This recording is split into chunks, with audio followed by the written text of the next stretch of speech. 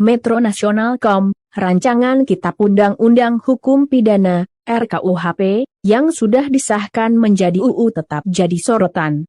Salah satunya terkait pasal dalam KUH baru yang dinilai berpotensi mengancam kemerdekaan pers. Juru bicara sosialisasi KUH baru, Albert Aries mengklaim dalam proses penyusunan KUH, sudah melibatkan partisipasi masyarakat dan komunitas pers. Dia menyebut kemerdekaan pers tetap terjamin. Tidak benar pengesahan KUH dilakukan tanpa melibatkan partisipasi masyarakat dan komunitas pers, karena partisipasi yang bermakna, meaningful participation, sudah diwujudkan dalam proses penyusunan KUH, kata Albert dalam keterangannya yang dikutip pada Senin, 12 Desember 2022. Dia menyebut proses pelibatan insan pers itu dengan beri kesempatan kepada perwakilan Dewan Pers dan Aliansi Jurnalis Independen, AJI, untuk didengar, dijelaskan dan dipertimbangkan masukannya. Sehingga kemerdekaan pers tetap dijamin penuh, tutur Albert. Menurut Albert, Pasal 6 huruf D Undang-Undang Nomor 40 Tahun 1999 tentang pers sudah diadopsi dalam Pasal 218 KUH dan 240 KUH. Hal itu kritik merupakan bentuk pengawasan, koreksi, dan saran yang berkaitan dengan kepentingan masyarakat, sehingga jelas tidak bisa dipidana. Mengenai 17 pasal KUH yang dituding dapat mengkriminalisasi wartawan dan mengancam kebebasan pers, sebenarnya merupakan pasal yang sudah ada sebelumnya dalam KUH lama, existing, yang tidak spesifik ditujukan untuk insan pers sebagai bagian dari sarana kontrol publik dalam demokrasi, jelasnya. Lebih lanjut, Albert menambahkan, sebagian dari pasal-pasal tersebut juga sudah pernah diuji di Mahkamah Konstitusi, MK.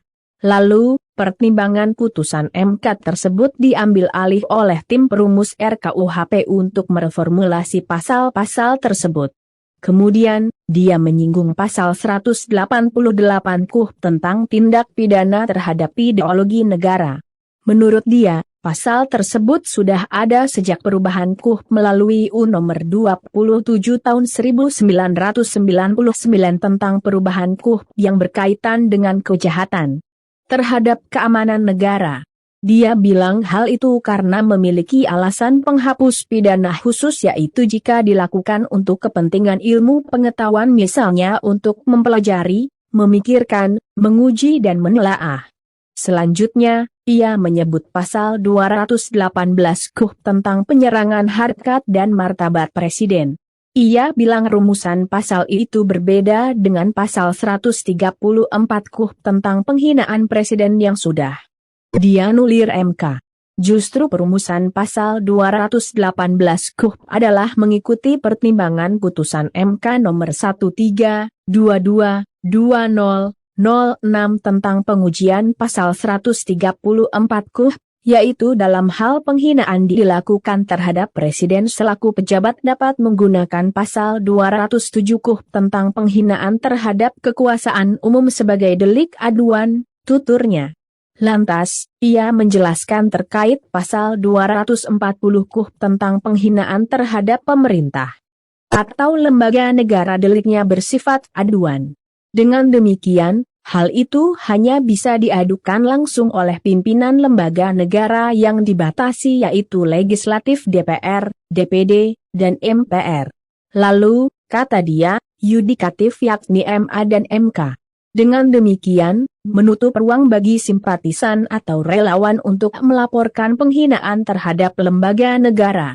Selain itu, jika rekan-rekan pers hendak menghapus pasal 433 KUH tentang pencemaran nama baik dan pasal 436 KUH tentang penghinaan ringan, justru yang akan terjadi kekosongan hukum dan kebebasan yang tidak bertanggung jawab, kata Albert.